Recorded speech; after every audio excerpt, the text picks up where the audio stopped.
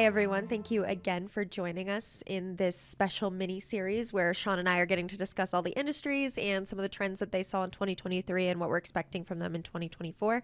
Today, we are diving into the energy industry, which is a big one because there are so many things that go into that, whether it be energy, renewables, different things. Shawn will be able to touch on all of that. So just to start out, Shawn, can you give us just an overview of the main pain points energy companies experience? Yeah, you bet.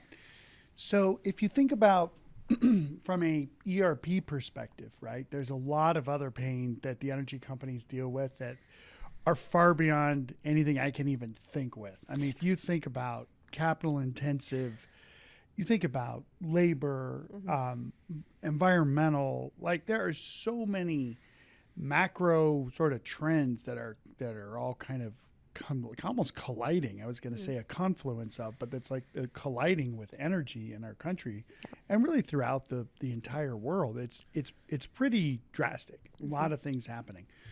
Even interest rates, because a lot of these energy companies are buying heavy materials, heavy assets, heavy machinery, trucks, all the way to major equipment where they're buying that on loans.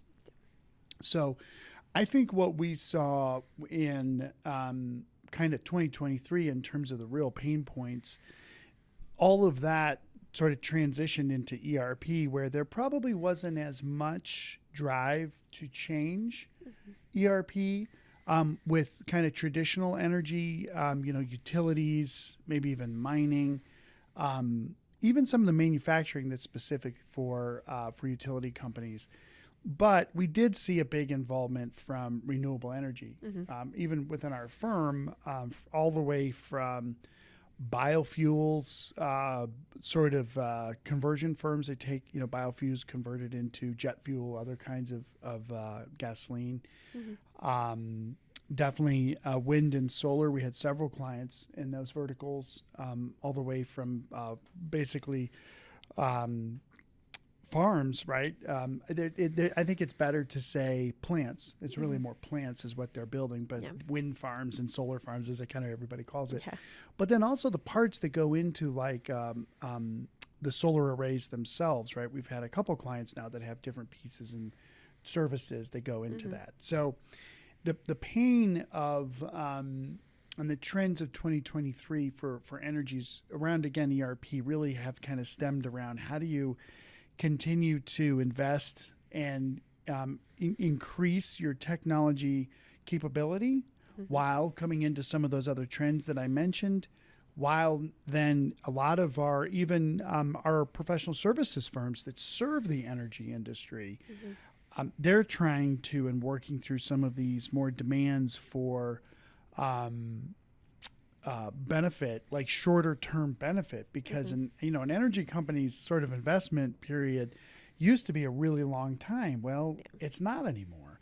It's shorter, so they need ROI quicker. So how do we get systems in place that can provide actual value while they're handling all these other things? It's really probably, of all of the industries that we're going to do in terms of the 2023 kind of capstone, it's probably the most dynamic, as I'm sitting here really thinking through all of these trends that we've watched our clients go through. It's wild. Yeah, definitely. And there have been lots of changes, kind of what we've been discussing in terms of governmental changes. Yes. And I know, speaking with Erica, who is our excellent sales consultant operations, she does so many things, but she's been speaking to some more energy clients and just seeing that recent technology industry government changes, specifically the Inflation Reduction Act and then the Bipartisan Infrastructure Law, they're really impacting energy companies, especially companies that are in renewable energy. And kind of with those recent changes, how do you think the energy industry was impacted in 2023?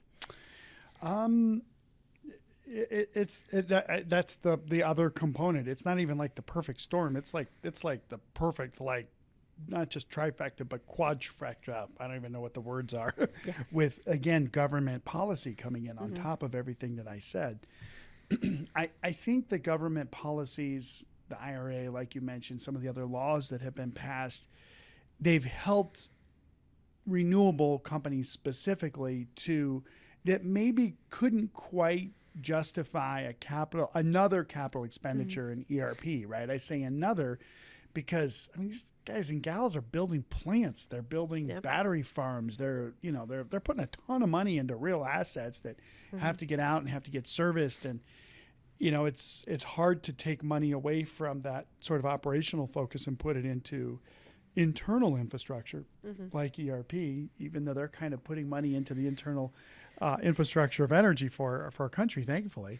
But it's just harder. These government policies, I think, have made it easier for energy organizations, especially those that benefit from these acts, to make the decision, to make the leap to maybe the next ERP platform.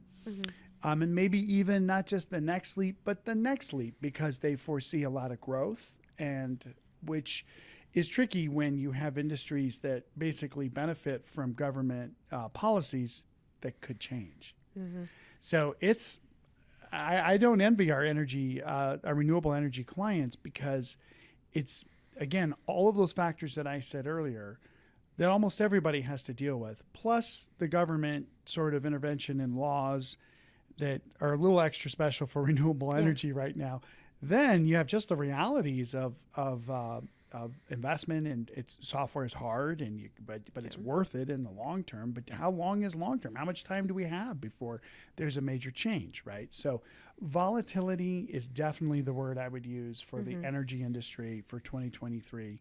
And then again, layering in, like you said, the government policy on top of that, even though there's a ton of money, and you were helping me to research this, and even looking at the numbers of the tens of billions of dollars that are being made available for investment in renewables, but they're also able to use that money for things like software too. Yeah. So it's just very, very volatile. Yes, definitely.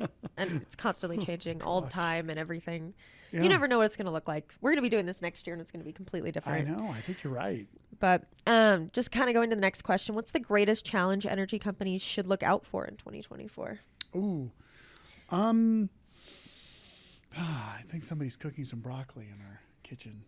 Sorry, we don't have the smells for the camera. I don't know. I just smell broccoli all of a sudden. Maybe it's just my mind wants some broccoli as you're asking me about 2024 challenges. Oh, yeah. You're like, I need to talk about something else. Because I'm trying to think of what to say. No, I don't. I just, honestly, it's not going to change. I think 2024, I mean, we're going into an election year. Oh, my gosh, right?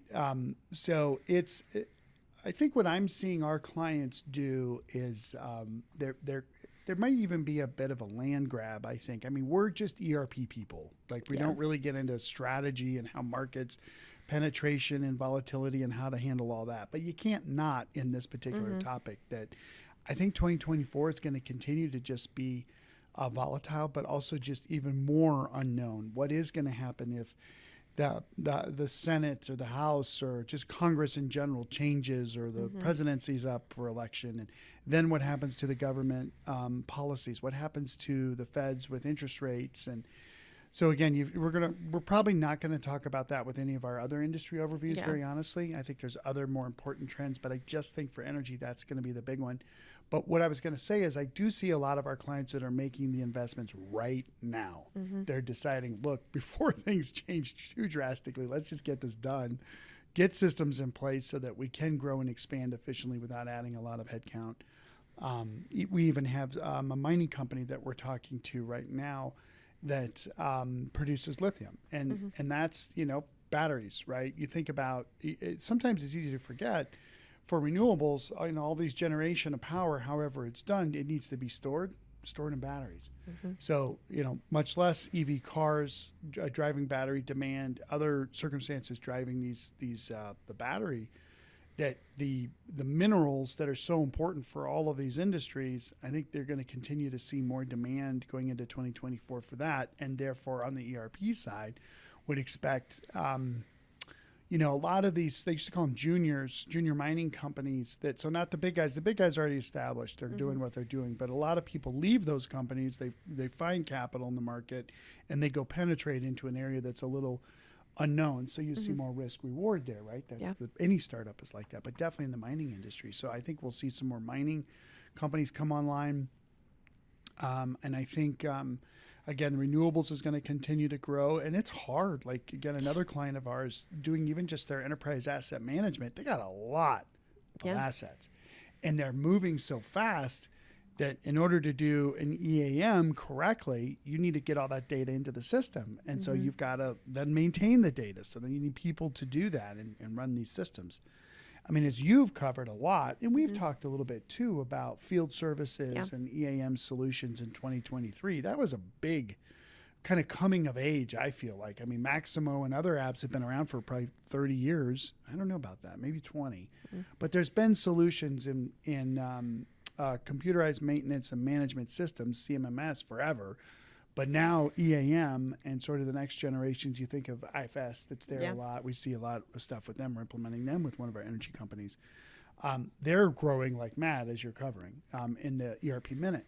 So again, just to kind of summarize, I think the energy industry, I think you're going to see more ERP investments in 2024 at the beginning of the year. I would do it at the beginning of the year. I mean, these sometimes can take multiple years, but especially for smaller sort of mid-size, upwards of $1 billion or less in terms of operating budgets. But then I think just the political environment being so volatile again could impact these acts that have been put into place. I don't know. There's a ton of money that's available with the government policies that you mentioned, but does that change suddenly? So invest now in ERP if you're in energy. If you're a big utility and you're going from, you're like we see this here even in Denver, they're shutting down the coal plants and they're going to other sort of, alternative energy sources, man, that's a whole nother thing that you got to deal with. So again, I think for those guys, even if we look at some of like even adjacent sort of utilities like water, there is tons and tons of opportunity to operationalize processes, to automate, leverage AI. I can't say anything without AI. But usually energy is a little bit lagging in terms of like their cutting edge technology. So but there's probably some applications that'll change the entire energy world by automating some things. So those could come into play too in 2024. So I think energy companies really have to keep an eye out for that and sort of balance everything. But most of the folks that we've worked with in energy, this is like their life. Yeah. They know it. They're mavericks. They're kind of like sort of like when I started in cable and telephony in the 90s. Man, it was like crazy. There was tons of money flowing around to build all this infrastructure, thankfully, because that's how we could all work from home in 2020, because you could get online and, oh my gosh, everybody gets online and the internet shuts down. That doesn't happen anymore because the infrastructure's there. Same for these energy men and women that are out there doing these incredible things to ensure that the lights turn on or heat works, but even going deeper into these alternative sources, which is very exciting for what could be for our planet. There's no question about that. But again, ERP is hard. You got a lot of challenges. I wouldn't do it unless there's real benefit and that you're in for the long haul with the system, because if you think it's a short-term benefit, it's not. It just isn't. And I think especially our energy clients and prospects need to hear that going into this new year. Yeah, definitely. And that was even one of the questions I was going to ask you later is like, what are your major ERP reminders for the energy industry? And I think that one, I think that kind of summarizes it, telling them that they need to be thinking about it early. Yeah. And you got so much to do already. You can tell I don't sell this stuff, nor do we take a cut of any kind. No commissions, no nothing. You can tell because of what I say. Don't do it unless there's an obvious shorter-term benefit. Yes, definitely. And you kind of already started to touch on this, but I'd love to dive a little bit deeper into the new tools, whether that be ERP tools or EAM specifically. I know the vendors are expanding on that have either been created or expanded upon that energy businesses can utilize in the near future. Yeah. We had a briefing with a vendor recently, and they talked about preventative maintenance, which has been around for a long time. But usually preventative maintenance means, okay, every 5,000 miles, you got to change the oil on your forklift. Okay, fine. So, if we can track what the actual miles are in the system, Before 5,000, you get a reminder, a work order gets sent to the techs. They go out and do it. They go into the system. They say it's done. Boom, done. That's the normal thing. Or maybe even there's somewhat of a prediction of, well, we put this amount of miles per month on our vehicles or our equipment, or usage is this much per month. Therefore, in 6 months, we should be ready to do something.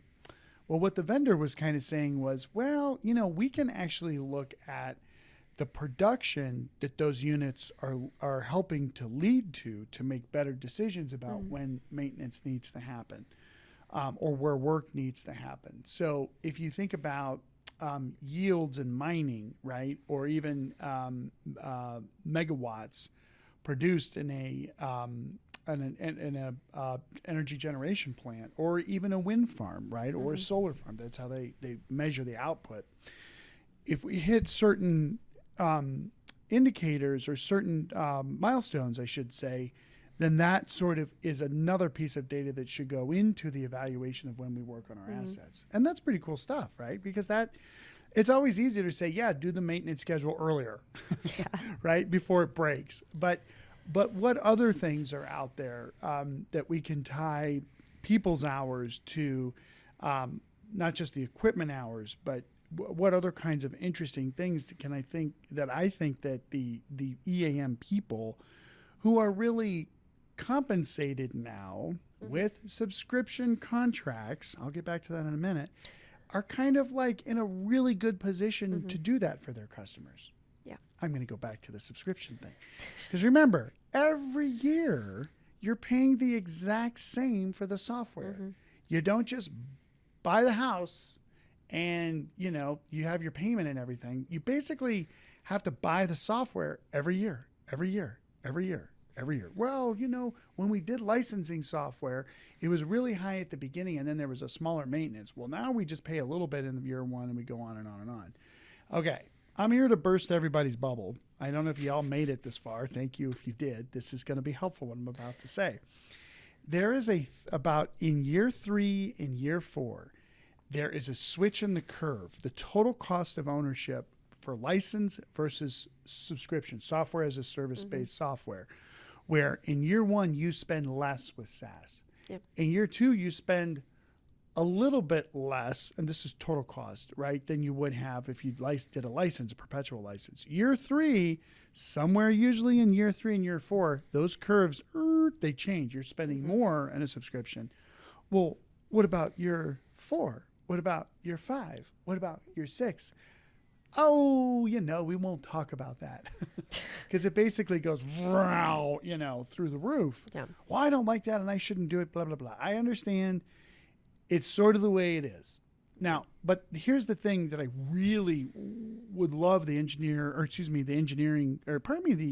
energy people in software to really understand is you are part of the solution here. It's not just the renewable energy companies figuring out how to deliver wind energy more effectively so it's cost efficient without government subsidies. I'm just going to say it.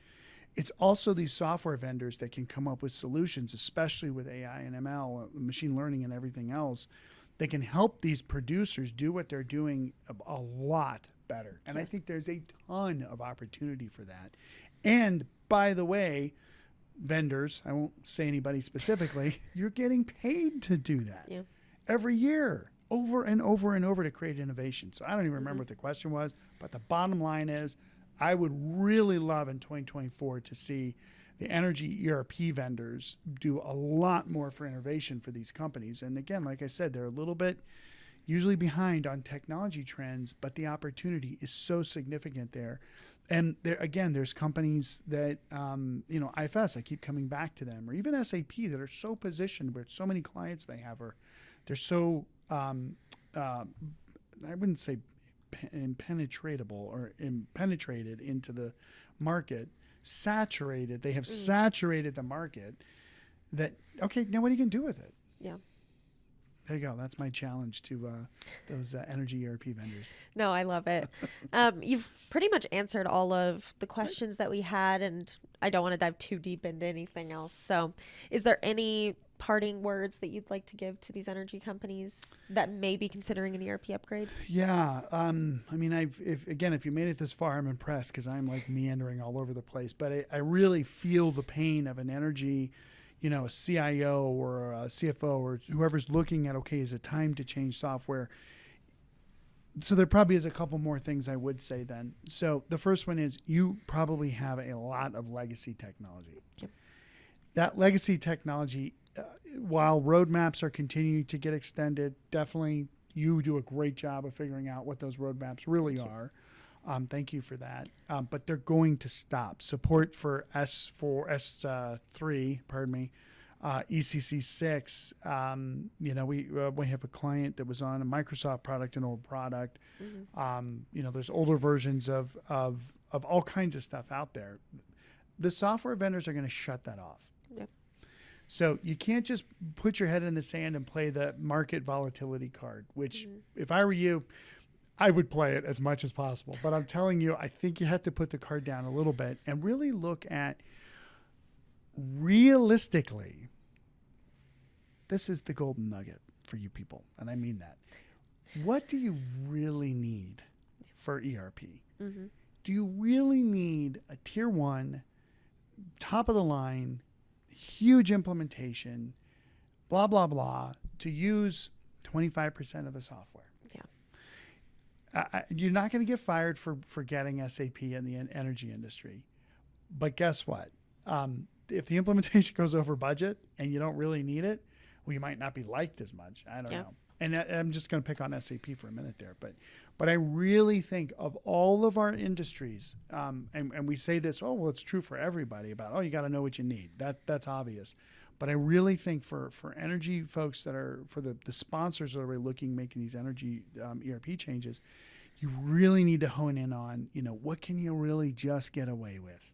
Yeah. But you don't want to be short-sighted and just do something for the next couple of years if you're growing in that. But you don't have to go spend $1 gazillion. If your problem is really EAM, go get an EAM solution. Don't change out the accounting system because the financial reporting and analytics, I should say financial reporting, is probably the same requirements. And if you're meeting those, even it's with Excel is the top ERP program in the world. Yes. You're probably to change that out. There's not that much benefit. Yep. To change out your HCM. There might be a little bit of benefit, right? But maybe the benefit is in warehousing and inventory management and, your shop for managing your inventory you need to track there. Just look at best of breed solutions there. This is why that view, I won't even get into the all-in-one hybrid and best of breed, but I really think that if an engineering sponsor for enterprise software change really can say, this is the biggest bang for the buck, just go for that this year. Yeah, definitely.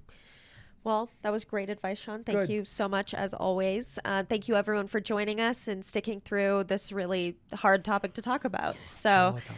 again, our hearts go out to all the energy companies. But if you need anything, please do reach out to us. We are always available. You can schedule a consultation. You can reach out to us via email. All of that information is available on our website. But thank you so much, and we hope to see you again for more of these episodes.